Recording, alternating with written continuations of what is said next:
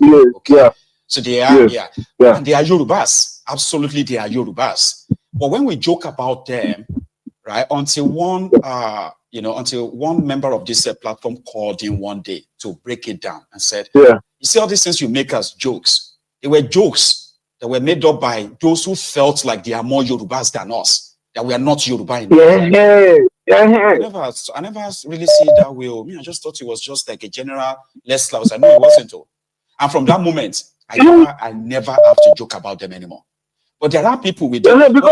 You see, this kind of people who think they are more Igbos than you, or they are this or that, they do not represent the majority. I'm not saying that your reality is not right. It's right. Sure, you get. Always having at the back of my your name, mind. my surname, my real name, everything is Igbo. But sometimes they make us feel that we are not the real Igbos. So that's why I want to correct. I've been calling since that day. I want to correct that impression. We are not the ones. Don't. And I think it's actually like an inferiority complex for some people, right? That somehow they want to appear superior. And that's one thing about that's why I said our people in that place it cuts across all ethnic nationalities, by the way. Whether you are Yoruba or Hausa or Igbo, whatever. There are people within who love to push that supremacy kind of, but they are not like the majority.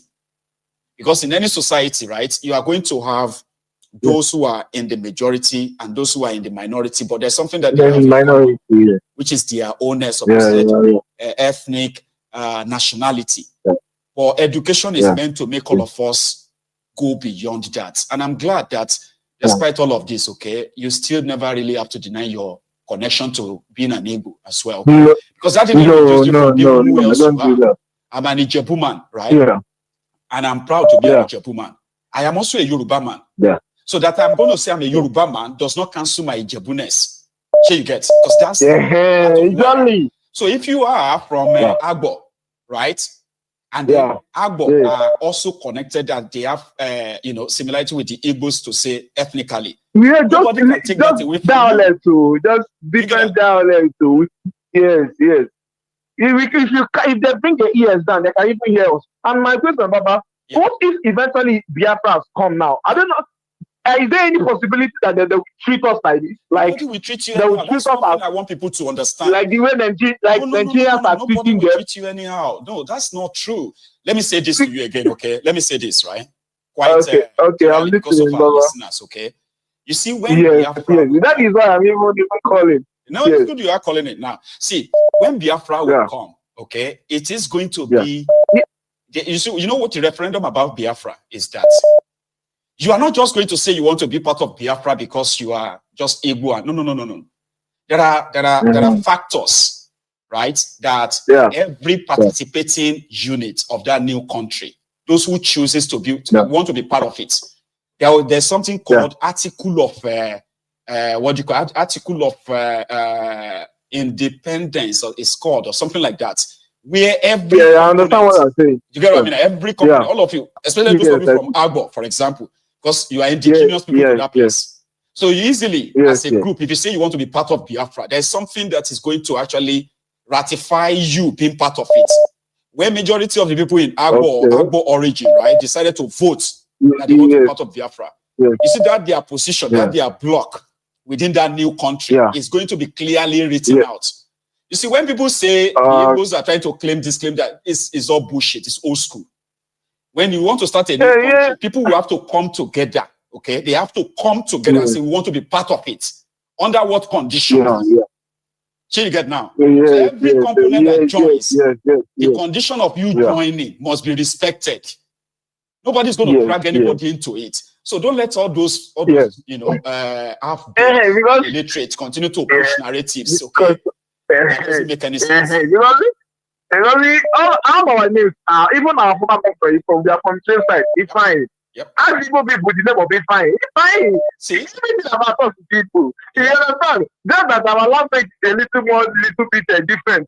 So sometimes they joke about it that we are not, things like that. Little difference, okay? But what unites us, what actually makes us one, is what we share in common. You have mentioned the name. What about the language? That simply means that you can speak Igbo, and if they speak Igbo next to you, you will understand. That is what brings you together. That never takes away your own origin, go. Sure you get now to say, I am an Agbo man, and I'm also Igbo. Yeah.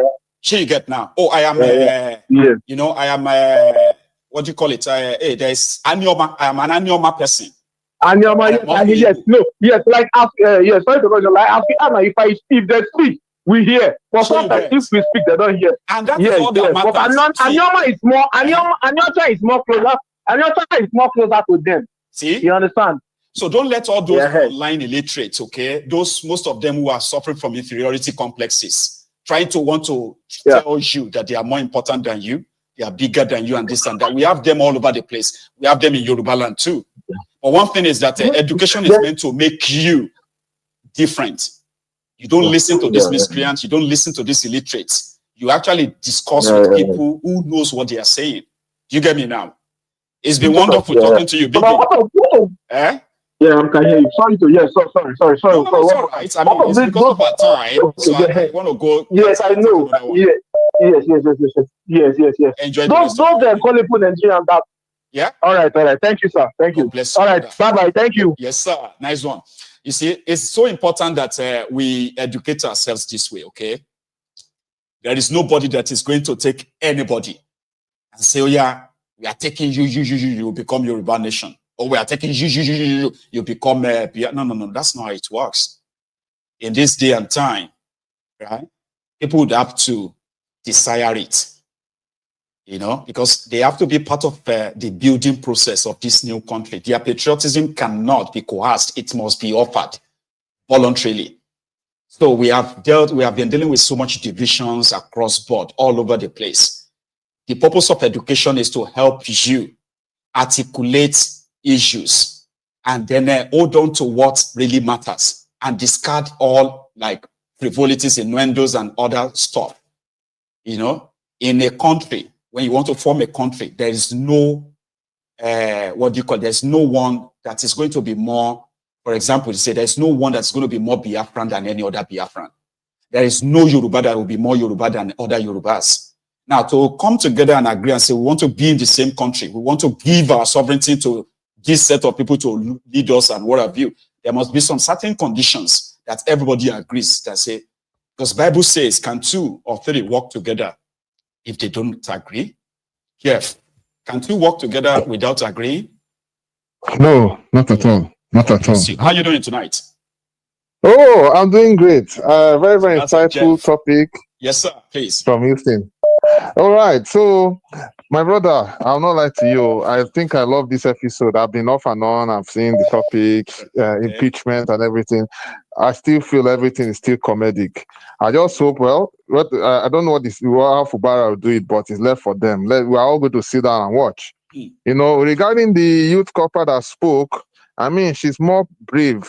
In fact, let me even tell you something. Have you noticed that most Gen Zs of today are very, very brave? I've witnessed that even within my own family, how a Gen Z young lady will even challenge elders that we could not challenge when we were younger. If you know what I mean. Ask questions. If they are drinking, ask questions when they are talking. These days they will ask. Exactly. This one they will ask. They don't care. They don't care. They don't really care how old you are. They don't care what the situation is. They will challenge the living daylight out of the whole system. And look, I won't blame that woman. I will share my experience here. Sorry, I don't mean to take the time, but I'm going to share my experience. It's your time. Go on. When we were younger, some of us, when we finished secondary school, we open our eyes, see our cousins. That time when we did in Nigeria, we did see our cousins, they come visit us from London, from America. Then when I don't finish secondary school, I did not have a GSM to my name. I didn't have a mobile phone. I did not have a laptop. But those ones where they are abroad, all of them, when they come visit us, you go see them the hold phone. You see them hold this thing. I'll be like, some will even tell you that, they will go and do one small part-time job. I'll be like, wow, really? In their own country. And they will not do all this youth service and all these dibo that they are doing. But yet, they will still have something. They can be able to build. They can be able to build even from secondary school. Yeah. They can build even in secondary school. From even before they even enter secondary school, they can build a future. They can do one or two things and have business. You will even hear of small children who 10 years old, some 8 years old, they have already started company. And they will support those children and grow. If the knowledge is so good enough, the parents or guardian will support them. People who are see talent, they will invest in them and make them bloom and blossom. But our own, that time it was very difficult for them to foster creativity and everything, and we'll just be there. And that's how year in, year out, people will just children, from children to adults to be the adult to, you know what I mean, will just be there wasting away in the Nigerian situation. And that is the system. And you see that Gen Z lady that spoke challenge the status quo and say, look, this thing is wrong. And for those of you supporting this evil, it's not going to be well with you. Why don't you just open your mouth and speak against this thing? And it's unfortunate. And again, we have pastors, we have imams, we have all of them. Just like you said, it pains me. It pains me. Sometimes, God forgive what I'm going to say, I feel that most of the churches and the mosques in Nigeria are extremely useless. They are extremely useless because they are not really serving the purpose. But they seem to be very useful to the establishment, Jeff. No, because they are to actually control the people enough, using religion. So to exactly. the establishment, I think they are useful to them. But I get your point. Go on. No, so they are extremely, well, get me, they are extremely useless because they are not doing the needful. They are not doing the needful to speak against the ills. If you remember our last protest that happened, at least out of all of them, it was one reverend in Jos that protested. The redeemed people and the rest, they didn't say nothing under the time of hardship. And that's when they're supposed to come out and speak. They don't want to come, they don't want to speak. They say they are praying. Praying for who? No, praying for who? And they just use it and be frustrating people. So, and they want people to just keep quiet. People will not keep quiet. People are seeing the truth. People are wise, and now we thank God for connectivity. Look, Maego, if you could remember back in the 90s, do you know there was no internet? No. Do you know how terrible it was then? I do. The only close internet that we had was what they call it, CNN and cable. We watch more and then we just see one thing, and that was it. Communicating at the time is just the Nitel as well.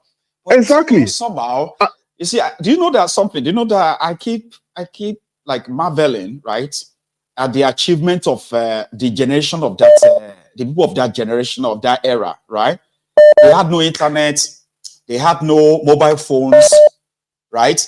Some of them don't even have access to proper, TV channels to educate them. But a few times they've challenged the status quo in that contraption, starting from the time of Babangida to the time of Abacha. They were very, very effective. You get what I mean? Yes, they were. Like, I mean, you will remember strike today, strike tomorrow, protest today, tomorrow. And it was always like all over the country. That people will be plucking leaves to put on their cars so that they don't get smashed. But these days, right, we have everything, but somehow, we do not have that same cohesion. This generation. We don't have that same cohesion. But what is raining now? God, forgive me, is twerking and what do you call it? And TikToking and slaying, and that is only that is raining. Will you blame the situation because that one brings money too? Yeah, may God help us because some of us can be caught up in all this madness. And that is what it is. That's the only thing that is raining. But again, too, we still need to have a focus because we as a country, we don't have a focus. There's no point in jollificating up and down, and then the basic thing is not being done. Things are not being addressed. But anyways, the story for another day.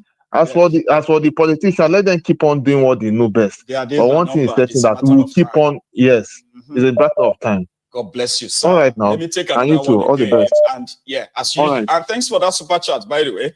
So again, you're welcome. For this no problem. Okay, I appreciate you, man. All right. You have a good one, sir. That's Jeff, ladies and gentlemen. Now I'm going to take another call. So this my caller should please hang in there for me for a second. I want to say just one thing to the brethren here watching. It's just a reminder. If you haven't liked this broadcast, can you please? Okay? Come on. I mean, we were over 2,000 earlier as well, but we are struggling to have at least 700 of us to pay their offerings, right? So listen, if you haven't already, please just like the broadcast, especially on YouTube. There is another caller. Hello. Hello, my ego. Good evening. Hello, ma. How are you today? I am very well. And yourself? I almost gave up because this last guy that you spoke with, I have been calling, and I was opportunity to get you several times, and you're not picking. I was saying, God, I know. What is this? I said, it can be that little bit tricky. I'm glad that you didn't give up. It's very frustrating. Yeah. I'm glad you didn't give up. So how are you doing tonight? I'm fine. And you? Well, I was just go on. I was just I want to talk about the young lady, our Gen Z, that was talking about how terrible the president is. Yes, indeed, he's a terrible man. He's a terrible president. I help her to say that too. I want to tell, because I believe that most of our youths, most of our people back home that are listening to you most time, I just want to remind them of something. That those dictators in Africa that call themselves presidents in Africa, that try to silence their people, did not start automatically doing it. They said they're pushing from point A to point B to point C. When they push you to point F and you are not reacting, not really they push further. They keep pushing. They keep pushing. So by the time you feel you don't want to talk, you as a civilian, you as a person from your heart, you mind your business, you don't want to talk. At the end of the day, they will come into your house and meet you. That's right. There won't be a place for then you don't start regret that if you had known, people would have come out with one voice and talk to them at that moment. I want to let them know that today it is their turn to whine, probably in Banana Island, probably in Asokoro, probably in Maitama, to go to different locations, islands.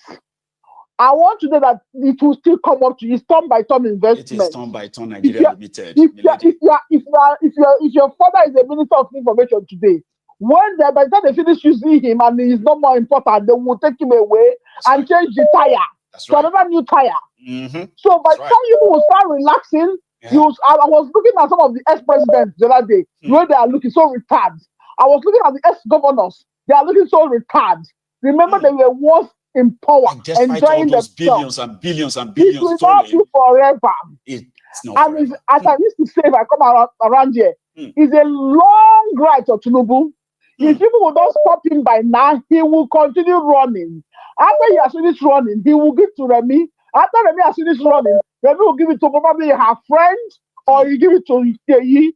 But that is what people are going to see, because it's just the beginning. Or you think it's Tinubu that is running your government alone? Remy is running the government with her full chest. Her silence is loud without making noise about it.